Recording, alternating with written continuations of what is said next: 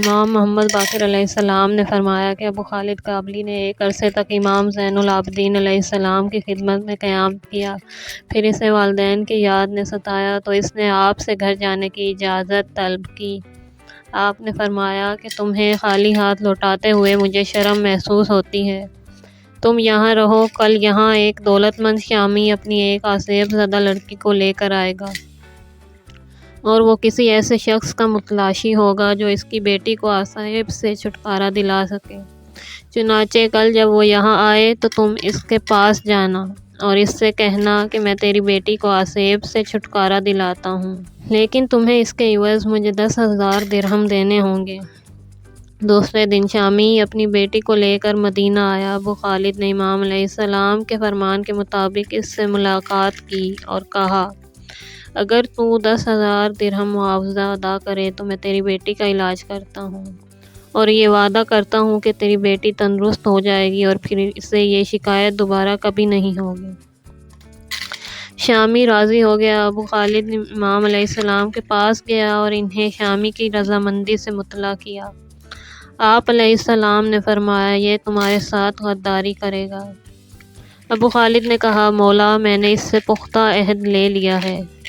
امام نے فرمایا، اچھا، اب تم جاؤ اور لڑکی کا بایاں کان پکڑ کر کہو، اے خبیث، علی ابن الحسین علیہ السلام کہہ رہے ہیں کہ اس لڑکی کو پریشان نہ کر، اور اگر تجھے اپنی خیریت مطلوب ہے تو اس سے فوراً جدا ہو کر کہیں اور چلا جا اور کبھی اس کے پاس واپس آنے کا ارادہ نہ کرنا۔ چنانچہ ابو خالد کابلی نے لڑکی کا بایاں کان پکڑ کر اس سے وہی کلمات کہے جو آپ نے اسے تعلیم فرمائے تھے۔ لڑکی فوراً تندرست ہو گئی۔ ابو خالد نے اس سے رقم طلب کی تو اس نے ہیلے بہانے شروع کر دیے اور ابو خالد کو کچھ بھی نہ دیا۔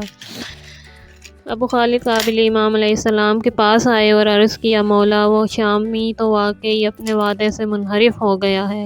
آپ علیہ السلام نے فرمایا، میں نے کل ہی تم سے کہہ دیا تھا وہ وعدہ خلافی کرے گا۔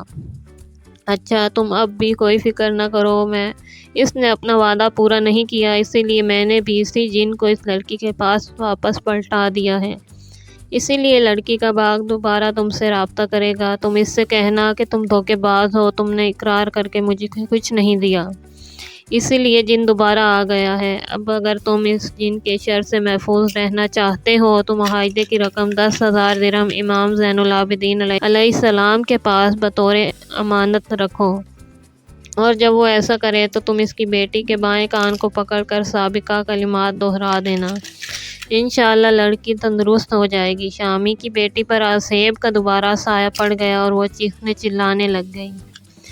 اس کا مالدار باپ ابو خالد کابلی کے پاس آیا اور ان کی منت سماجت کرنے لگا۔ ابو خالد نے کہا، تم پر مجھے اعتماد نہیں ہے، اگر تم رقم امام زین العابدین علیہ السلام کے پاس بطور امانت رکھو تو پھر میں تمہاری بیٹی کا علاج کروں گا، ورنہ علاج نہیں کروں گا۔ شامی نے 10,000 درہم امام علی مقام کے پاس بطور امانت رکھے۔